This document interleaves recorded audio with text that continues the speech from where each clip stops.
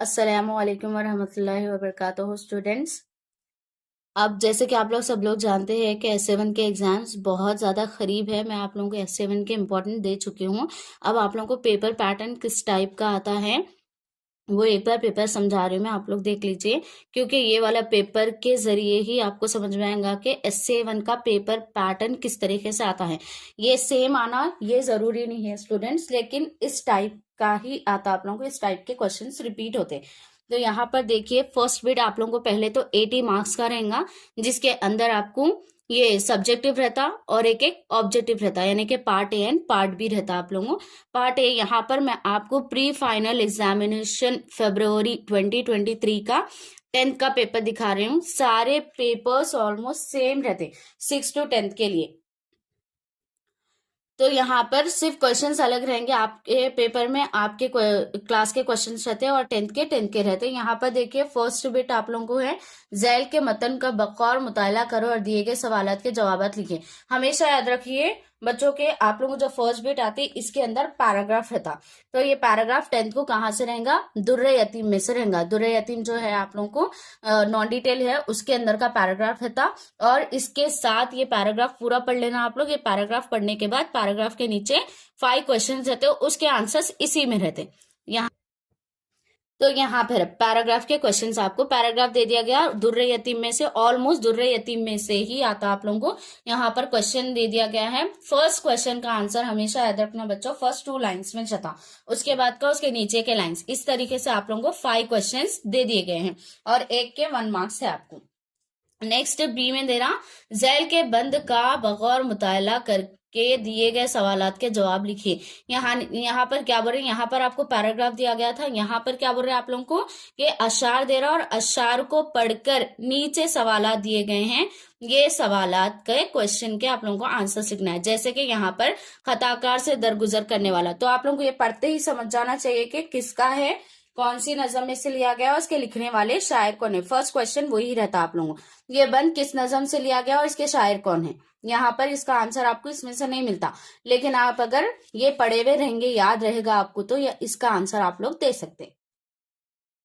रसूल सल्लल्लाहु अलैहि वसल्लम खताकारों के साथ कैसा बर्ताव करते थे? तो यहाँ पर आपको खताकारों से दरगुजर करने वाला, यानी कि रसूल सल्लल्लाहु अलैहि वसल्लम खताकारों के साथ बहुत ही अच्छा सलूक करते थे, उन लोगों को दरगुजर फरमाते थे।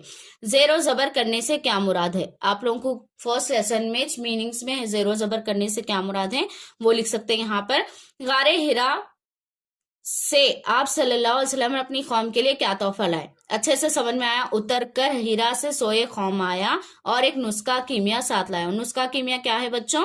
कुरान मजीद। यहाँ पर देखिए, लास्ट क्वेश्चन है आप लोगों को, नुस्खा कीमिया से क्या मुराद है? ये क्वेश्चन 10th क्लास को मालूम रहना चाहिए। फर्स्ट लेसन के शॉर्ट मुख्तसर आंसर्स में है ये वाला आंसर, आप वो आंसर भी लिखेंगे तो ये आ जाता। इसके भी आपको 5 मार्क्स है। ये सेकंड बिट है। अब नेक्स्ट सी दे रहा है, इसमें दी गई नजम पढ़िए और दिए गए सवालात के जवाब लिखिए। यहाँ पर देखिए बच्चों आप लोग, ये तो आपको आपके रिलेटेड रहता सिलेबस से, लेकिन ये जो बिट रहती है कहीं से भी दे सकता है, यानी कि प्रीवियस आपके क्लासेस जो भी थे ना, वो क्लासेस में से भी ये आप लोगों को सी बिट आ सकती है, जिसके आंसर्स आपको इसके के अंदर मिल जाते। अब जैसे कि अशार में किस किस के दरमियान गुफ्तगू हो रही, तो आपको पढ़ने से समझ में आ जाता है कि दो किस किस के दरमियान बातचीत हो रही, वो लिख देना। वक्त किसकी करामत देखना चाहता है? यहाँ पर आंसर देख लेना आप, वक्त किधर है उसका। देखें हम भी तो करामत तेरी है, जमाने में बड़ी बात तेरी। तो यहाँ पर वक्त से हंस के ये दौलत ने कहा, तो ये वाले आंसर्स इसमें से ढूंढ के आप लिख सकते हैं। मुहावरे भी आते हैं इसमें। मुंह लगाना से क्या मुराद है, यानी कि मुंह लगाने से क्या मुराद है उसका मायने लिखना है।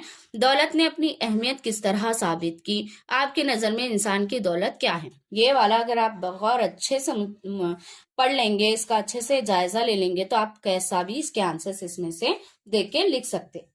अब यहाँ पर आपको सेकेंड बिट आ रही है, वो फर्स्ट बिट में आपको ए बी सी था, यहाँ पर सेकेंड बिट में आ रहा है आपको ए है, जय के सवालों के जवाब 4 या 6 जुमलों में लिखिए। ये वो क्वेश्चंस है बच्चों के जो आपको लेसन्स में शॉर्ट आंसर्स रहते हैं। मैं जो आप लोगों को S7 के शॉर्ट आंसर्स दी हूं ना, वो हमेशा याद रखो कि 10th क्लास के आप लोग लेसन्स अगर अच्छे से सुन लिए तो ये वाले आंसर्स आप लोग बहुत अच्छे से लिख सकते हैं। यहाँ पर देखिए 4 क्वेश्चंस दे दिया गया है, आपको 4 भी अटेम्प्ट करना है। 4 3 12, यानी कि 1 के 3 मार्क्स है और आपको 4 भी अटेम्प्ट करना है।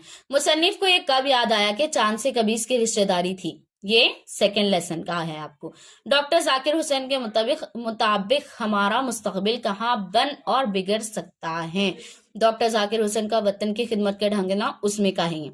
शायर ने ऐसे क्यों कहा कि मैं भी मुंह में जबान रखता हूँ वजाहत करे, यानी कि जो गजल में ये एक शेर दिया गया है इसमें शायर क्या बोलना चाह रहे हैं वो लिखना है।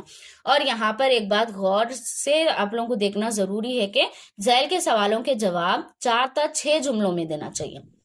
एग्जामिनर जो करेक्शन करने वाले रहते हैं वो लोग लाइंस देखते हैं कि आप कितने लाइंस लिख रहे, तो ये शॉर्ट आंसर आपको 4 से 6 लाइन में कंपलसरी लिखना है। अगर आप इतना लिख दिए और आपकी हैंडराइटिंग अच्छी रहे तो ना नहीं पढ़ के भी आपको करेक्शन करके मार्क्स मिल जा सकते हैं। यहाँ पर देखिए 4th क्वेश्चन है, ये तो बहुत ज्यादा इंपॉर्टेंट है, मैं आप लोगों को ये दी भी हूँ। हाली के बारे में आप क्या जानते हैं? तो मौलाना हाली है ना, उनके बारे में आप क्या जानते हैं वो लिखना है। और आपके वो बुक में जितना आंसर है वो भी लिख दिए आप, तो वो इसके भी फुल मार्क्स आपको मिल जाते। तो ये ए है इसके अंदर सेकंड बिट में, जिसमें शॉर्ट आंसर आ रहे हैं। अब बी बिट में देखिए झैल के सवालात के जवाब 10 या 12 जुमलों में लिखिए। तो यहाँ पर देखिए स्टूडेंट्स, इसमें आप लोगों को चॉइस नहीं थी, बट बी बिट में आपको चॉइस है। जो बीच में या आ रहा ना, इन लो में से 2 में से 1 करना है, 2 में से 1 करना है, 2 में से 1 करना है। ये आप लोगों को लॉन्ग आंसर्स जो मैं तवील आंसर्स दी हूं ना उसका है ये। क्या लहू एक नहीं, ये अभी लास्ट लेसन है, ये अभी नहीं पढ़े हैं, लेकिन उसमें से अब क्योंकि ये प्री फाइनल का है तो लास्ट से भी पूछ सकता। नजम अलबेली सुबह में शायर ने सुबह की खूबसूरती का जिक्र किस तरह किया? यहाँ पर मैं आप लोगों को पहले ही बोल दी थी कि नजम जो भी आप पढ़ रहे हैं नजम का खुलासा पढ़ लेना लॉन्ग आंसर के लिए। तो ऐसा कौन सा भी क्वेश्चन आने दो, खूबसूरती आने दो यानी फिर नजम का खुलासा आने दो, या कैसा भी घुमा फिरा के दिया, अगर आप खुलासा लिख दिए तो आपको फुल मार्क्स मिल सकते। तो यहाँ पर आपको 7 मार्क्स है और ये 3 करना है, ये 6 है, 6 में से 3 करना है। आपके ख्याल में जानवरों की इंसान से नाराजगी की क्या वजह हो सकती है? जानवर इंसान से नाराज हैं, एक लेसन है आप लोगों को बहुत इंटरेस्टिंग है, उसमें का क्वेश्चन है ये। और एक है हैदराबाद की सैर के दौरान नामपल्ली रेलवे स्टेशन पर खुली कुतुब शाह को होने वाले तजुर्बे के बारे में सारे ख्याल कीजिए। यानी कि नामपल्ली पे जब वो लोग स्टेशन पे गए थे तो मोहम्मद खुली कुतुब शाह खुली बोल के जो उनको बुलाए थे वो वाले किस्सा लिखना है इसमें। तो ये इन दोनों में से एक करना है। और ये 20-21 जो है आपके लॉन्ग आंसर्स में से है, और 21 वाला क्वेश्चन हमेशा दुर्रे यतीम का रहेगा बच्चों, ठीक है ना। दुर्रे यतीम में से एक ही क्वेश्चन आएगा आप लोगों को और वो रहेगा 22 वाला। यहाँ पर जरा सराखे के वाक़े को अपने अल्फाज में बयान कीजिए। या ज़हूर खुदूसी की सुबह मक्का में किन मनाजिर का मुशाहिदा किया गया? ज़हूर खुदूसी यानी कि सेकेंड लेसन ही है बच्चों ये, जिसके अंदर आप सल्लल्लाहु अलैहि वसल्लम की पैदाइश के वक्त वहां का माहौल, वहां के मनाजिर क्या क्या थे, आप ये लेसन में पढ़ चुके अच्छे से। इसके बारे में आप एकदम कहानी के तौर पर भी एक 12 लाइन्स 15 लाइन्स लिख देंगे तो इसके फुल मार्क्स आप लोग कैरी कर सकते हैं। नेक्स्ट थर्ड बिट आ रही, सेकेंड बिट हो गया, थर्ड बिट है। थर्ड बिट में आपको मंदरजर सवालों में से किसी एक सवाल का ही जवाब देना है। इसके अंदर क्या रहता है बच्चों, आप लोगों को तख्लीकी इजहार यानी कि आप लोग आपकी जहनियत के एतबार से किस तरीके से क्रिएटिविटी करके आंसर्स बना सकते। जैसे कि सियाहों को तरकीब देने के लिए शहर हैदराबाद की खुसूसियात बयान करते एक वर्किया तैयार कीजिए। वर्किया मतलब बच्चों के पैम्पलेट बनाना है आपको के बाहर से अंग्रेज जो हमारे हैदराबाद को आते हैं, हमारे हैदराबाद में क्या क्या चीजें देखने के काबिल हैं उसके बारे में बयान करते हुए आपको एक अच्छा अट्रैक्टिव वर्किया यानी कि एक अच्छा सा पैम्पलेट रेडी करना है।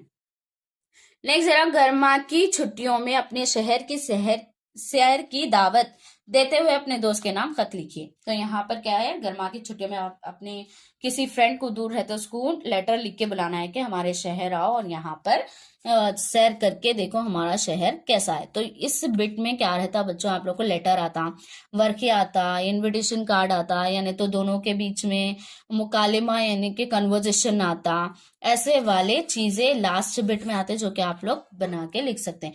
तो या कोई दे देता कि अच्छा शहरी के उन्वान पर लिखिए, ऐसे छोटे छोटे टॉपिक्स पे आपको 12 लाइन्स लिखना है क्योंकि ये भी 7 मार्क्स का है, आपको 2 में से 1 करना है।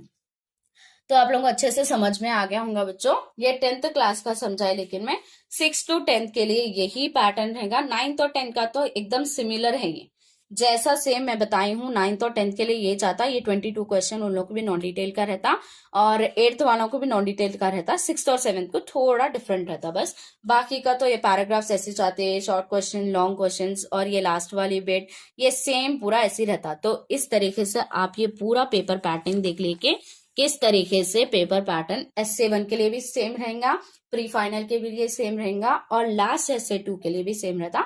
बस क्वेश्चन आंसर आपके सिलेबस के हिसाब से नीचे ऊपर होते रहते, लेकिन पूरा पैटर्न यही है। ये पूरा अच्छे से आप पेपर समझ लीजिए और ये समझने के बाद ये वीडियो पूरा देख के दूसरे अपने फ्रेंड्स को शेयर करिए ताकि वो लोग को भी पेपर पैटर्न अच्छे से समझ में आ जाए।